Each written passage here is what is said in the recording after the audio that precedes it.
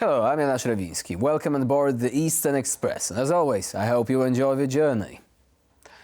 Tonight we delve into a tragic story and a desperate cry for humanity. It's the kind of event that under different circumstances you would think were happening in a video game. On the afternoon, on the 22nd of March, in the suburban tranquility of Krasnogorsk near Moscow, a terrorist attack took place in the Crocus City Hall. Masked men, armed with the kind of weaponry that speaks to intentions of chaos and destruction, barged into a place usually echoing with music and applause, not gunfire and screams. The victims of the attack need to be remembered and their memory respected. However, there is one person in the Kremlin that does not see it this way. For him, this event was yet another bullet in the chamber he offloads in the direction of none other than Ukraine. So how does Vladimir Putin exploit such tragedies to further his twisted narrative? Let's take a look at our latest report to find out more. On Friday, the world held its breath upon hearing the news of a terrorist attack unfolding in Moscow. Videos circulating online showed armed gunmen walking around a concert hall on the outskirts of Moscow, killing everyone on their way. We heard gunshots. At first we didn't understand what had happened. Then I personally saw how the terrorists came in, started shooting everyone. In the end, they threw a Molotov. Everything was set on fire. The current death toll stands at over 130, but as rescuers search through the rubble, that number is expected to rise. 2 weeks before the attack, the US Embassy released a warning that there was a risk of extremists targeting mass gatherings in Moscow, including concerts. A few hours after the attack, terrorist group ISIS-K claimed responsibility. Experts say that the group has become fixated on Russia in recent years, seeing it as a complicity in activities that it says oppresses Muslims. Russia, of course, backed Syria during the Civil War, and the Islamic State was on the other side of that. So Russia is seen as working with Syria, fighting Muslims in the Caucasus and Central Asia.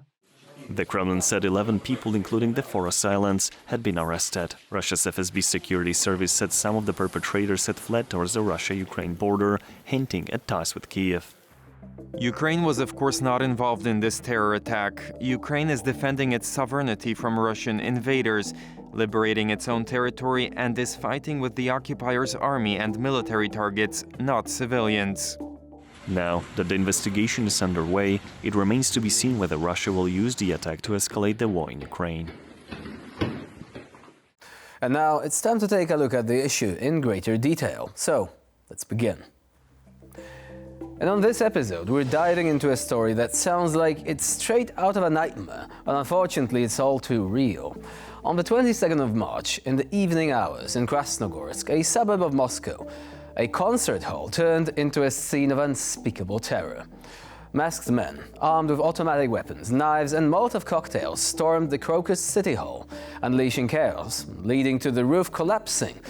The aftermath was devastating.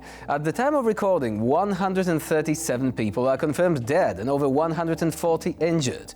The assailants, in a van with Belarusian plates and a sedan from the Tver region, managed to flee the scene, leaving behind a trail of destruction and a country in shock. And as if ripped from the script of a James Bond villain, ISIS claimed responsibility for this massacre, showing us that, yes, the world continues to be a stage for their brand of terror. But let's not forget the immediate finger-pointing and conspiracy theories that emerged faster than you can say fake news. Lists of suspects started circulating on Russian social media, and before you could process the magnitude of the tragedy, 2 individuals, allegedly Tajik citizens, were arrested after a shootout near the Belarusian and Ukrainian borders. Now, here is where it gets interesting. The Kremlin, in its own Oscar-worthy performance of transparency, announced that 11 participants in the attack were detained, including 4 direct perpetrators. And Vladimir Putin, ever the stoic hero in his own narrative, finally spoke up, stirring the pot of national unity and international cooperation against terrorism. His emphasis on unity and the subsequent accusations flung at Ukraine, not just by him, but by voices within Russia, hint at a deeper, more disturbing narrative being woven around this tragedy. Using this tragedy to try and mobilize society's fear, sadness and anger and direct it against Kiev is about as twisted as you can imagine. This, however, shows us how extreme the power delusion is within the walls of the Kremlin. Any story, any narrative, despite the amount of evidence, can be woven together. Combined with the purposeful disinformation campaign, it is truly a deadly mix. As we reflect on this tragedy, let's not lose sight of the human cost. The victims were not just numbers, they were people with dreams, families and futures that were brutally snatched away. And as the world grapples with the fallout, we're reminded of the stark reality that in the war against terror, the battle lines are often blurred and the enemy all too often remains in the shadows. And now we're moving on to our interview of the day. Joining us now is Sasha Ostanina from the Jacques Delors Center at the Hertie School, EU Foreign and Security Policy Fellow. Hello, good to see you and welcome to the program. Hello, and thank you for inviting me. So, in the wake of this tragedy, what do you think is going to change in Russia? How is the Russian regime going to take advantage of what happened? As cynical as it sounds, but unfortunately, cynicism has been the name of the game for Vladimir Putin for decades. We're already seeing that the Putin administration, that the Putin regime is trying to use this event that occurred, this terrorist attack that occurred in Russia last week, to promote its narrative of Russia being in war against, and then you can put any name that you need at the moment, either Ukraine or the West or NATO.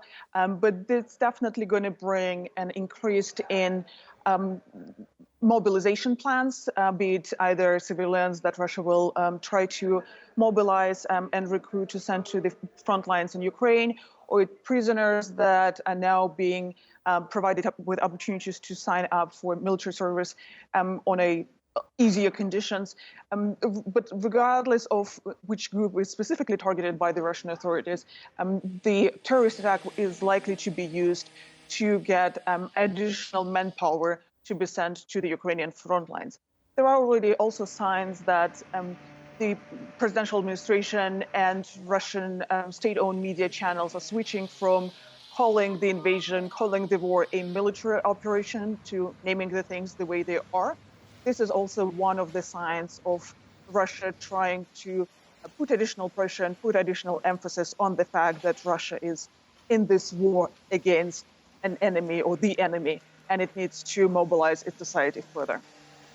So the war is now officially a war, which is a new thing, at least for the Russian society. But the problem is that this narrative has actually started to emerge even before the attack took place. It was announced a few days earlier than that.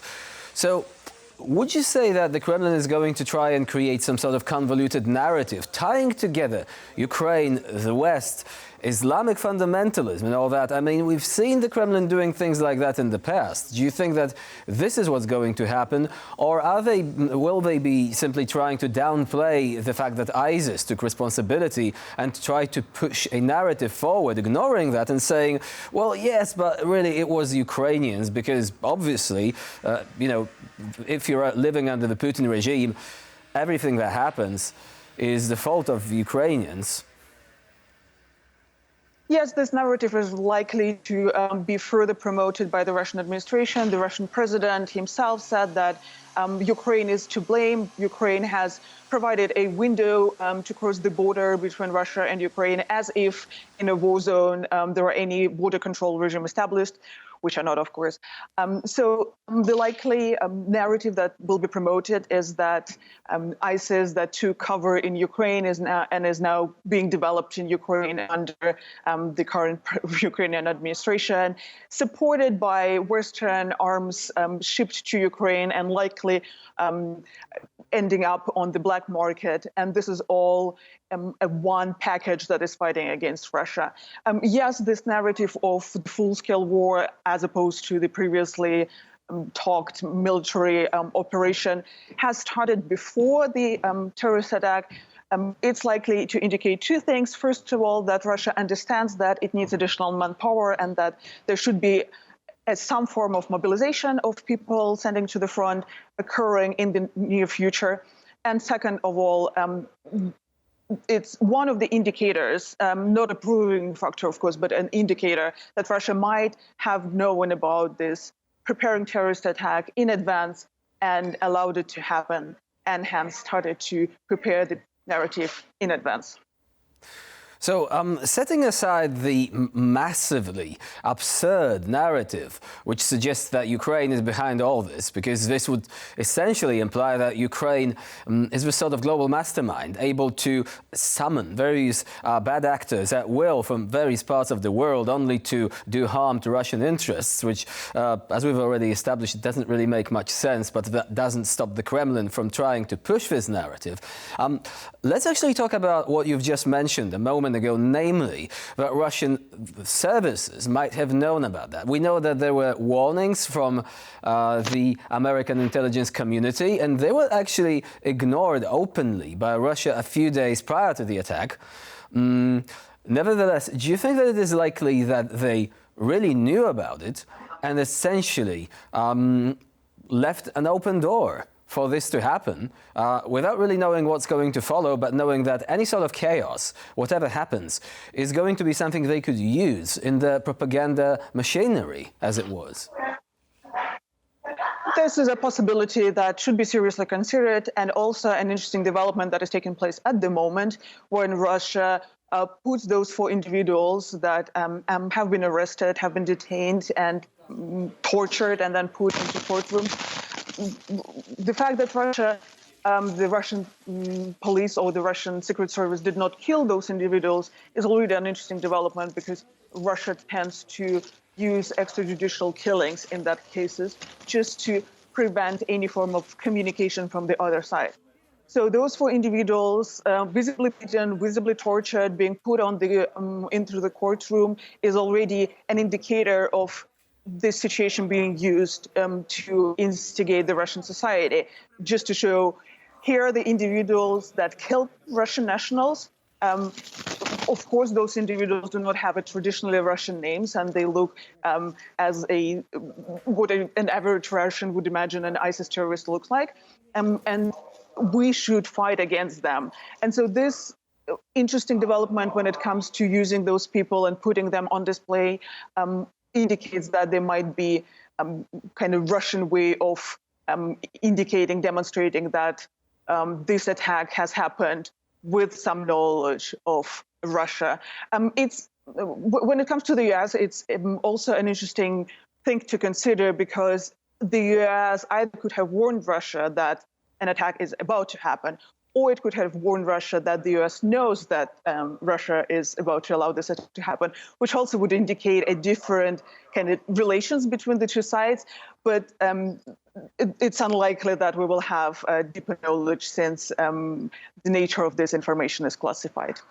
So now, this actually seems to point towards a very different era in international relations, back when the war on terror was the thing, and when Russia, the United States, pretty much the whole world was actually focused on Islamic terrorism. And back in those days, you could easily imagine Russia being able to gain what we could refer to as a sympathy vote, i.e. Following terrorist attacks in Russia, and there were quite a few. Apart from the domestic use that Putin made of them, there was also this general idea that, look, we also have this problem, so we're in it together. And it was directed at countries such as the United States, which were fighting the war on terror. But would you imagine that this could still be the case today? I mean, televised torture of suspects pretty much annihilates any sort of idea that you could use a moral high ground, saying, look, I mean, we are victims of a brutal attack, with people attacking, killing, civilians at point blank range, mutilating them. Because then we show our very own operatives mutilating the suspects. So do you think that Russia is only directing this at the domestic market, doesn't really care about this sympathy vote anymore? I don't think that Russia needs any sympathy from the US or from Europe, also because it's clear that neither of those sides, neither of the Western partners of Ukraine will cooperate with Russia on such an important international field as terrorism. And here we come to the problem of how you define terrorism, because for some, terrorist is a freedom fighter, for others, it's a person who challenges the regime. So I don't think that there is a possibility for Russia and, for instance, the US or NATO to find a way and to find a common understanding of who a terrorist is. I don't think that Russia needs this assistance, and I also don't think that the West needs Russian assistance when it comes to terrorist fighting, because these two sides have diverged their ways way too far away from each other to be able to merge on such an issue as terrorist attacks in Russia. I would consider the US warning Russia, if that was indeed the case, as a sign of goodwill, as a sign of the US showing Russia that when it comes to killing civilians, when it comes to terrorist attacks, we're still ready to provide you some guidance. But I do not think that Russia would reciprocate in any similar way, and hence I do not think that there is a cooperation available in this field between the two sides. Plus, when you're talking about the perception of terrorism, we must not forget that even today, Russian missiles were raining down on civilian targets across Ukraine. So if you were actually, if Russia even wanted to create this sort of common platform of understanding, look, we're the victims now, everyone will be able to point their finger and say, victims. So what about the Ukrainian victims that, they keep actually, the body count keeps rising every day because of those missile attacks, and all of them are directed against civilian targets. Would you say that Russia essentially fell into a trap of its own making by gaining this sort of nickname of being a terrorist state, and this is anything short of recognition, official recognition, because that didn't happen yet. And now, even if it tried to portray itself as a victim, everyone is going to say, well, yeah, but you're doing things like that. Your army is doing things like that in Ukraine, has been doing this for 2 years.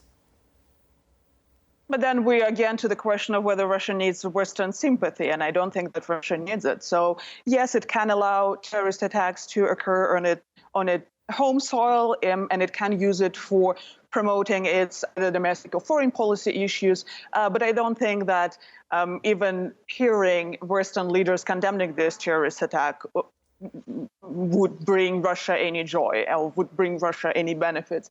Russia has gone into a semi-pariah state at the moment, and I don't think that a terrorist attack can change its perception or its self-perception on the international arena.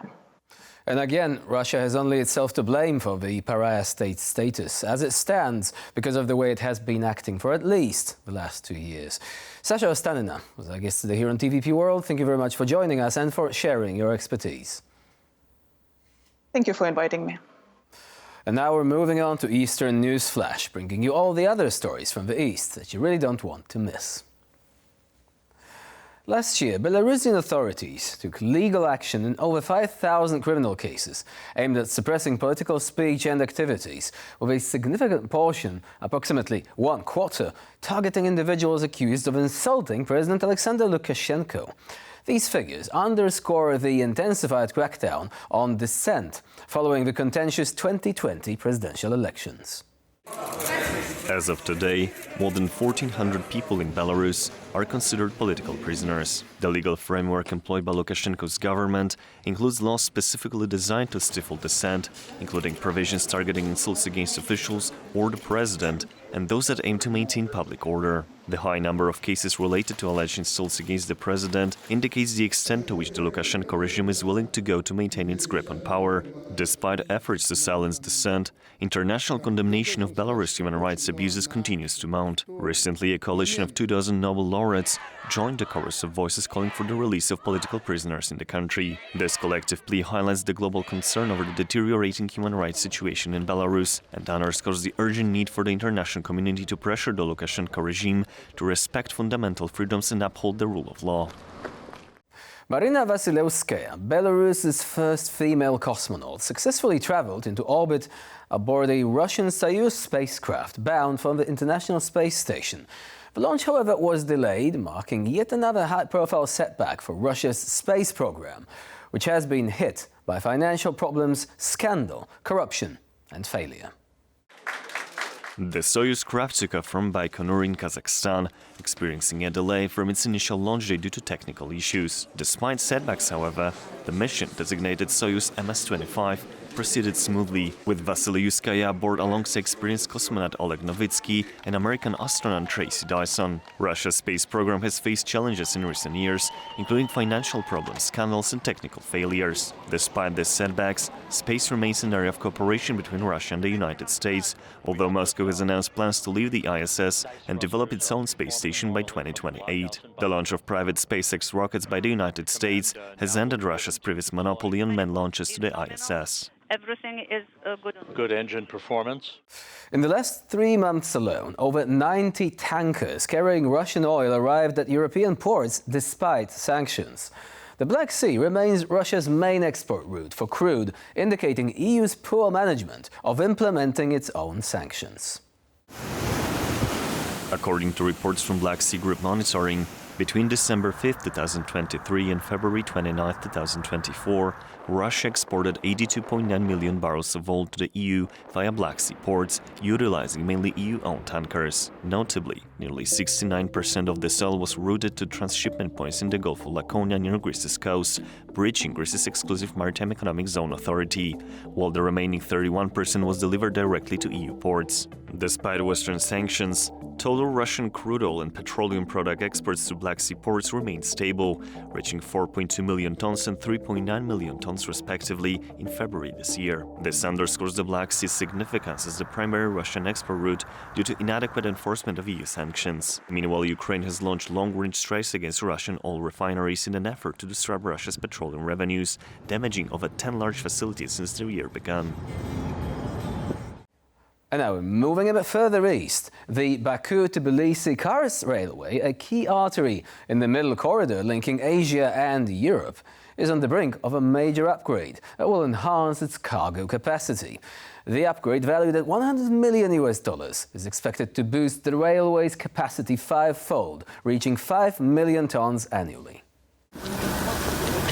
A significant upgrade to 180-kilometer section of the Baku-Tbilisi-Kars railway is nearing completion, with Azerbaijan Railways announcing that the modernization project is over 95% finished. Despite being overshadowed by other rail projects such as the Zangezur and Aras corridors connecting Azerbaijan to Turkey, the BTK route remains the most direct freight path. The link has drawn renewed attention since Russia's invasion of Ukraine disrupted the north transit route through Russia. The success of developing freight rail capacity in the Caucasus hinges heavily on the future of EU-China trade relations. While the medium-term prospects for such commerce appear uncertain due to various factors affecting China, the World Bank anticipates a significant increase in trade volume along middle corridor routes by 2030.